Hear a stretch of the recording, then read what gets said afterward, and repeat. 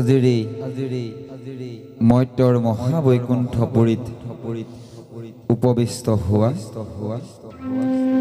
সমূহ ভকত ভগৱন্তৰ শ্ৰীচৰণত সহস্ৰ কোটি প্ৰণিপাত নিবেদন কৰি প্ৰভু ভগৱন্তৰ 10 অৱতাৰৰ শ্ৰেষ্ঠ অৱতাৰ ভয়ংকৰ নৰসিংহ অৱতাৰ এই নৰসিংহ অৱতাৰৰ কথা এই প্ৰহ্লাদ চৰিত্ৰৰ আখ্যান ভাগি নাম আকাৰে আপোনালোকৰ আগত প্ৰকাশ কৰিবলৈ আগবাঢ়িছো। জানিতে বা অজানিতে অনিচ্ছাকৃতভাৱে হ'লেও আমাৰ শতকোটি অপৰাধ হ'ব পাৰে। ভকত ভগৱন্তৰ শ্ৰীচৰণত সেৱা ধৰি আমি এই নামখাৰি আগবঢ়াইছো।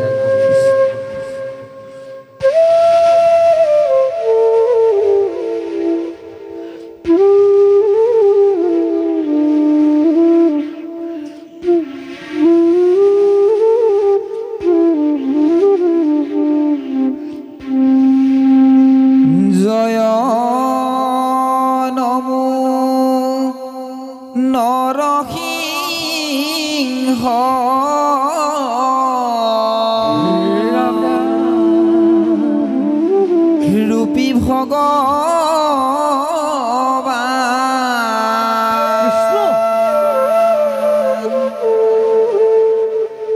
দুৰ্জনৰ বৈৰী তুমি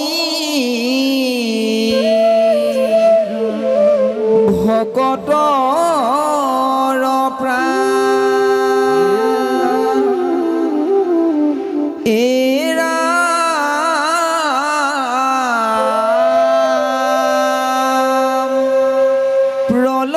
প্ৰলয়গৰ জনে যেন দিলে সমিধান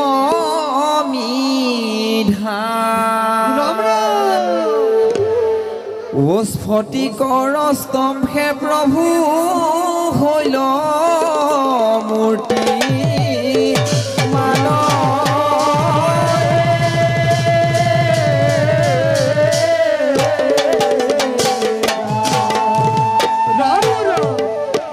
প্ৰহ্লাদে হৰি ভকতি ক'ত পাইছিল?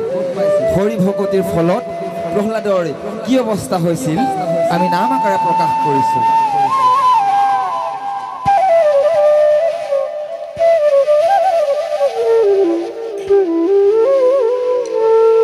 এই ৰাম প্ৰহ্লাদে ভকতি কৰে পঞ্চবৰীষতে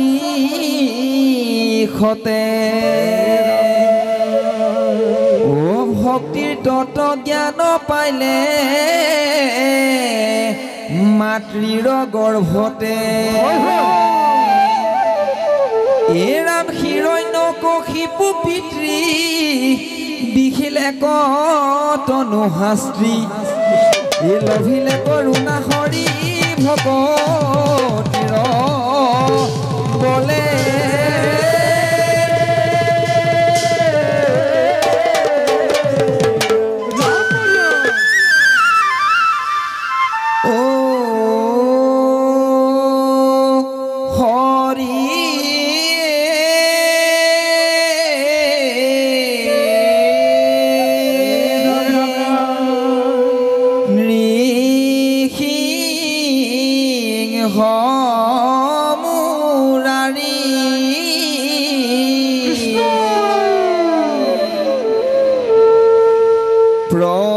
প্ৰহ্লাদে কৰিলে স্তুতি কৃতাঞ্জলি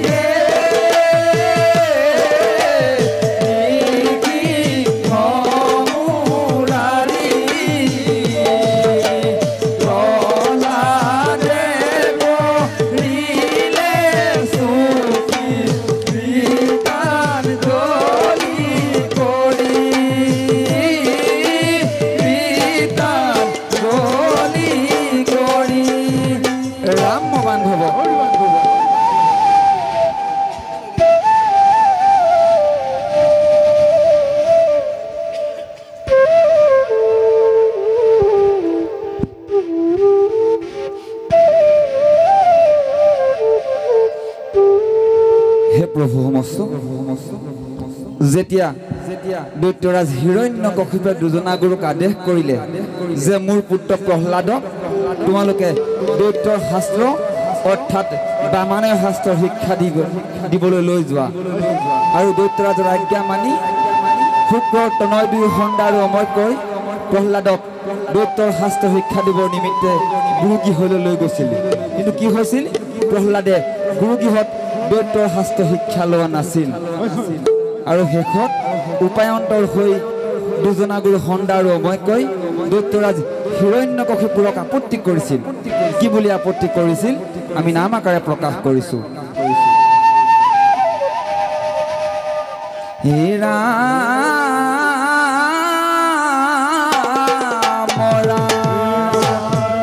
বোলে সন্ধ্যা মৰ্ক বদতি শুনিও দৈত্যেশ্বৰ বোলে তোমাৰ সন্তান হৈল অধম পামৰ। এই ৰাম নপঢ়য় দৈত্যৰ শাস্ত্ৰ লয় হৰিৰ নাম জানিবা প্ৰহ্লাদে বংশ ৰাণী বদূৰ নাম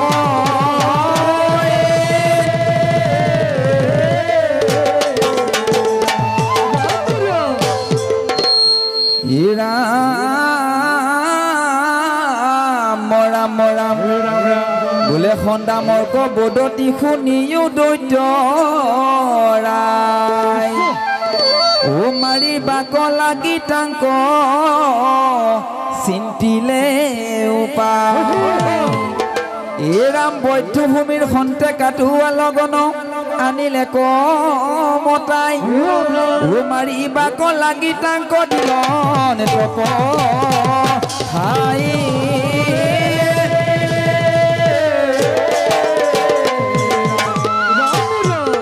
দৈত্যৰাজা কাকলবিলাকক আদেশ কৰিলে যে মোৰ পুত্ৰ প্ৰহ্লাদক তোমালোকে বৈধ্যভূমি দি বধ কৰাগৈ আৰু তেতিয়া দৈত্যৰাজৰ আজ্ঞা মানি কাকলবিলাকে কি কৰিছিল এই ৰাম দৈত্যেন্দ্ৰৰ আজ্ঞা মানি কাটোৱা লগন ও প্ৰহ্লাদক ধৰি বিষে কটনিৰ যাতন এই ৰাম বিষল আৰু খুৱাই হস্তিয়ে গছকাই হৰ পয়ু দংশন কৰাই ও অগনি জ্বলাই পানীত ডুবাই তথাপি মাৰণ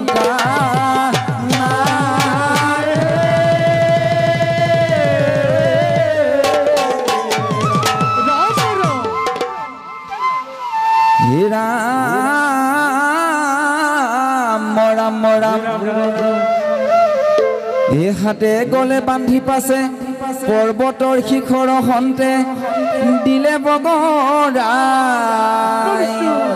এই বাগৰি বাগৰি আহে হৰি গুণ গাই বোলে বুকে শিল বান্ধি মহাসমুদ্ৰত পেলাই দিলে ও শিলৰ সৈতে উপঙিলে শৰীৰ কৃপাতে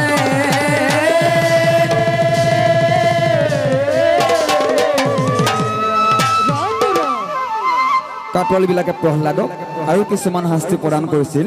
আমি নাম আকাৰে প্ৰকাশ কৰিছো দৈত্যগণে প্ৰহ্লাদক নানা শাস্তি দিলে ও তথাপি প্ৰহ্লাদে হৰি ভগতি নেৰিলে দৈত্যগণে প্ৰহ্লাদক নানা শাস্তি দিলে তথাপি প্ৰহ্লাদে হৰি ভগতি নেৰিলে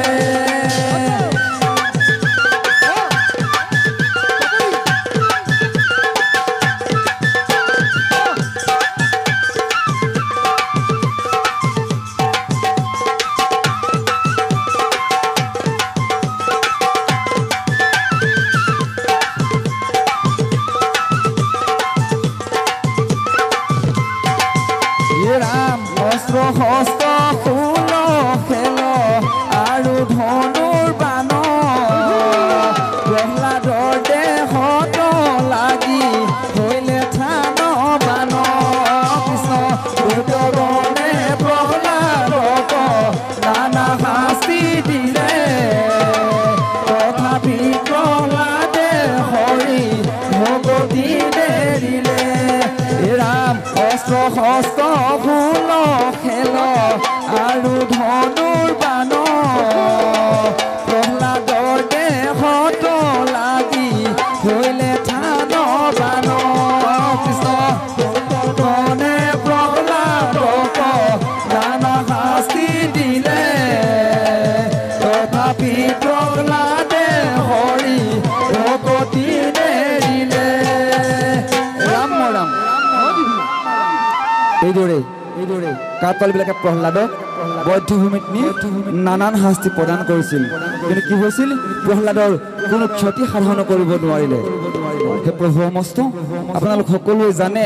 যে ব্ৰহ্মাৰ বৰত বলিয়ান হৈ দৈত্যৰাজ হিৰণ্যকশিপ বিষ্ণুৰ ভক্তসকলক নানান শাস্তি প্ৰদান কৰিছিল আৰু তাৰ ভিতৰত তেওঁৰ পুত্ৰ প্ৰহ্লাদ আছিল অন্যতম আহকচোন ব্ৰহ্মাৰ বৰত দৈত্যৰাজে কি কৰিছিল আমি নাম আকাৰে প্ৰকাশ কৰিছো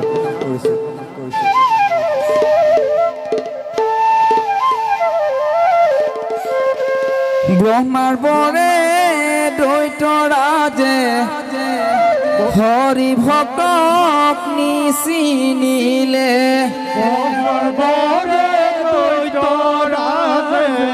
হৰি ভক্তক নিচিনিলে ব্ৰহ্মাৰ বৰে দৈত্যৰাজে হৰি ভক্তক নিচিনিলে ব্ৰহ্মাৰ বৰে দৈত্যৰাজে হৰি ভক্তক নিচিনিলে নিচিনিলে দেৱতাগণক নিচিনিলে দেৱতাগণক ব্ৰহ্মাৰ বৰে দৈত্যৰাজে হৰি ভক্তক নিচিনিলে ব্ৰহ্মাৰ বৰে দৈত্যৰাজে হৰি ভক্তক নিচিনিলে নিচিনিলে দেৱতাগণক নিচিনিলে দেৱতাগণক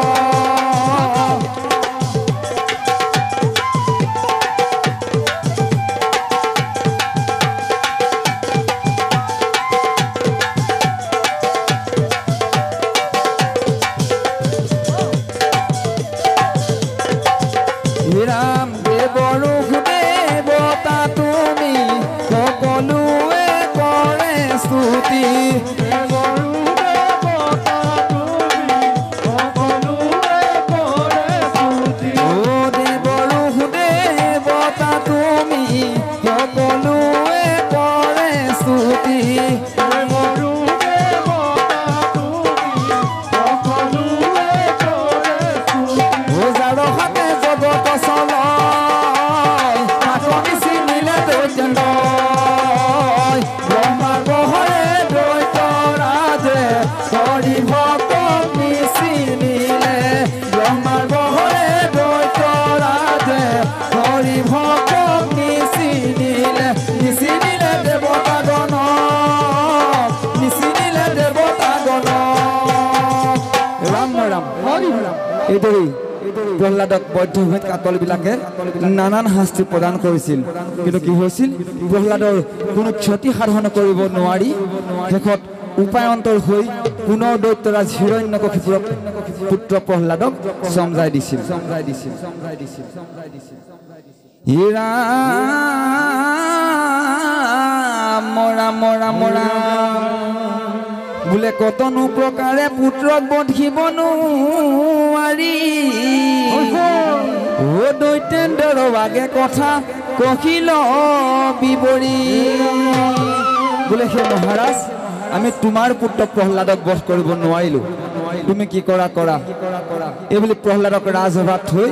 কাতলবিলাক ৰাজসভাৰ পৰা বিদায় মাগিছিল আৰু তেতিয়া দৈত্যৰাজ হিৰণ্যকশিপু কি কৰিছিল হিৰণ্যকশিপুৱে নিজৰ পুত্ৰ প্ৰহ্লাদক চকু পকাই সুধিছিল কি বুলি সুধিছিল এ ৰাম ৰাম ৰাম বোলে হিৰণ্যকশিপু বোলে প্ৰহ্লাদক চাই বোলে হিৰণ্যকশিপু বোলে প্ৰহ্লাদক চাই ক'ত আছে হৰি তোৰ দে দেখুৱাই এ ৰাম আজিৰ সন্তে বিষ্ণুৰ নামই নাৰাখি সমূলি এই আজিৰ সন্তে বিষ্ণুৰ নামই নাৰাখি সমূলি ও একি বুলি মহাক্ৰোধে গদা লৈলা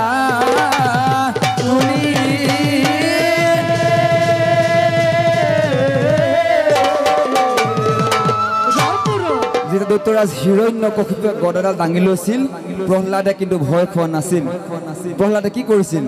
মিচিকীয়া হাঁহিৰে পিতৃক সম্বোধন কৰি কৈছিল এ ৰাম প্ৰহ্লাদে বুলন্ত পিতৃ মধুৰ বচন এই সমস্ত ভূততে ব্যাপী আছে নাৰায়ণ এ ৰাম শুনিও কবিতা মই কহু স্বৰূপত হে বিচাৰিলে পাইবা হৰিক স্ফটিকৰ স্তম্ভত যেতিয়া পুত্ৰ প্ৰহ্লাদে ক'লে তুমি যদি বিচাৰা সৌ স্ফটিকৰ স্তম্ভতেই ভগৱন্তক পাবা তেতিয়া দৈত্যৰাজ হিৰণ্যকশিপুৱে খুব অটহাস্য কৰিছিল খুব হাঁহিছিল কিয়নো দৈত্য ৰাজসভাৰ এটি ফটিকৰ স্তম্ভত জানো ভগৱন্ত থাকিব পাৰে তেতিয়া প্ৰহ্লাদে কৈছিল হয় পিতা মই মিছা কোৱা নাই সৌ স্ফটিকৰ স্তম্ভতেই দয়াময় ৰৈ আছে মোৰ ফালে চাই তেতিয়া দৈত্যৰাজ হিৰণ্যকশিপুৱে কি কৰিছিল বোলে পুত্ৰৰ বচন শুনি জ্বলিলে ক্ৰোধৰ অগ্নি বোলে পুত্ৰৰ বচন শুনি জ্বলিলে ক্ৰোধৰ অগ্নি মহাক্ৰোধে মুষ্টি দৈত্যই কৰিলে প্ৰহাৰ এই ভকতৰ বাঞ্ছা পৰি মোৰ প্ৰভু শ্ৰী হৰি ও নৰসিংহ ৰূপে হৰি ভৈলাই অৱতাৰ